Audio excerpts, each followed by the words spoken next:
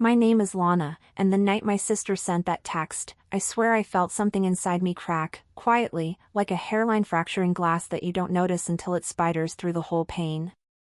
Sold your empty warehouse for $350,000.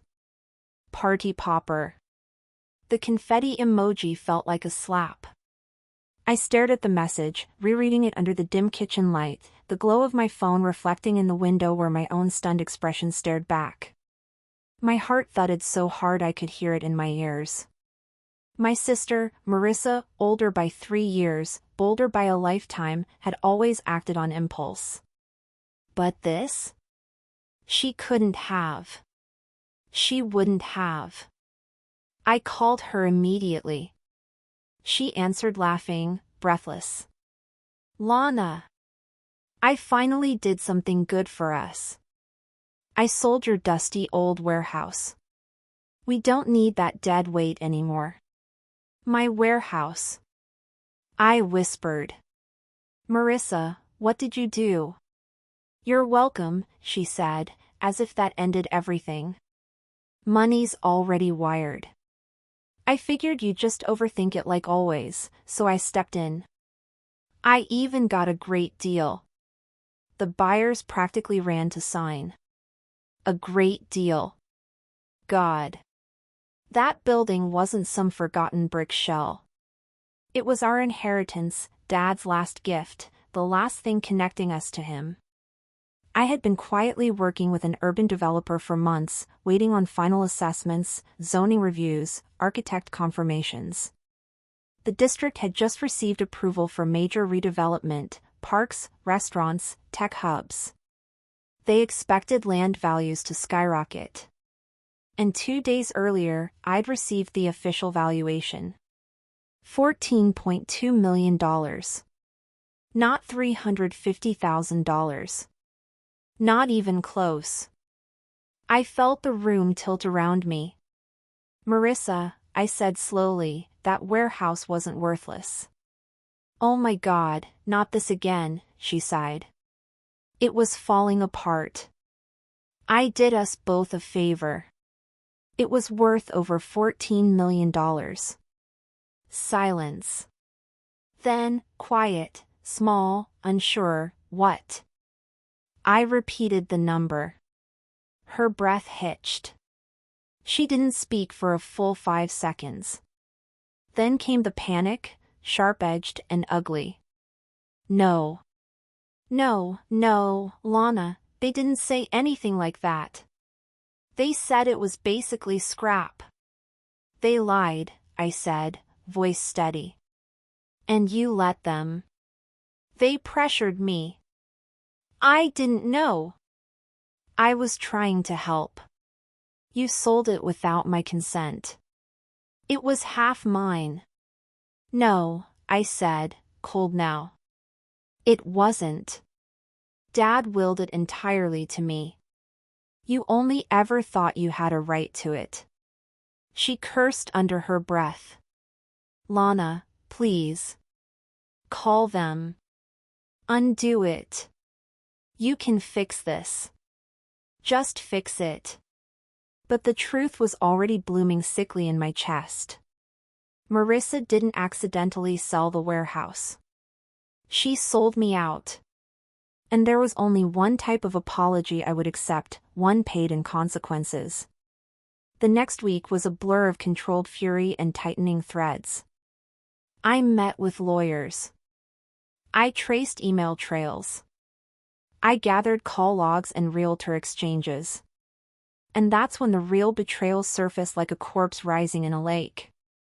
3 signatures appeared on documents that required mine. All 3 were forged, with Marissa's handwriting. And the buyers? Not strangers. Her friends.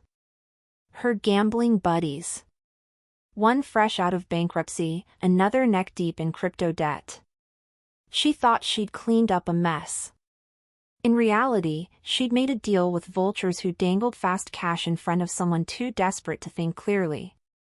I confronted her. She was trembling when she opened the door. I had never seen her look so small. Lana, she whispered. I didn't mean. You forged my name. She started crying. I thought if I handled it myself, I'd finally be someone. I wanted Dad to be proud. I wanted you to be proud. And when I realized what it was actually worth, I was terrified you'd think I did it out of greed. Did you? No, she shouted. I swear to God. I swear it wasn't like that. I let her cry. I let her shake. I let the guilt suffocate her. And then, when she thought maybe I'd forgive her, I dropped the final blow. I'm taking them to court, I said. All of them. Including you. Her knees buckled. She grabbed my arm. Lana, please. I'll lose everything. You already did, I said. You just didn't know it yet. I walked away from her sobs. I didn't look back. The courtroom was packed when the verdict came. Fraud. Forgery. Theft. Conspiracy to undervalue a property. The whole scheme collapsed like paper in the rain once the prosecutors saw the forged signatures. Her friends were sentenced. Marissa avoided jail by a hair, but not the penalties. Everything she owned, her condo, her car, her business accounts, was liquidated to repay damages. And because the sale was fraudulent, the warehouse reverted to me. But that wasn't the twist. The twist came 6 months later, when demolition crews began clearing the district and construction trucks rolled onto the lot. One of the developers, a sharp-eyed woman in a navy suit, handed me a revised offer. Market shifted again, she said. You're looking at closer to $21 million now. You still willing to sell? I signed. The check that hit my account was more money than my entire family had ever seen combined. That night, I drove to Marissa's tiny rental apartment, the only place she could afford now. She opened the door cautiously. Her face was thinner. Her eyes dull.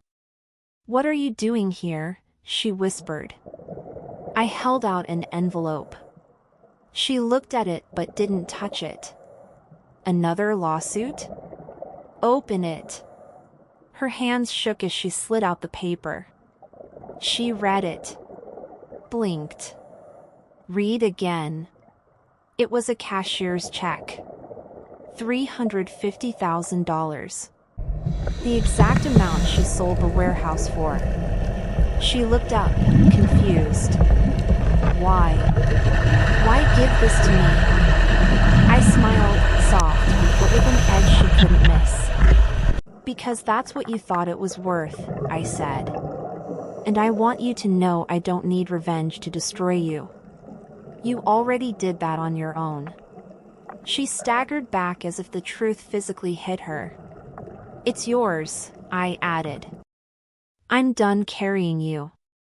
And I'm done letting you carry me down with you. I turned and walked away, the hallway echoing with the sound of my heels, each step a final punctuation mark. Behind me, I heard her sob once, a broken, small sound. But I didn't turn around. I had justice. I had peace. And most importantly, I had my life back. And as I walked away from that building, my past, my revenge, my victory, I realized something: justice doesn't always roar. Sometimes it whispers, calm and cold, right before it changes your entire life. If you want more true story style confessions like this, don't forget to like, share, and subscribe.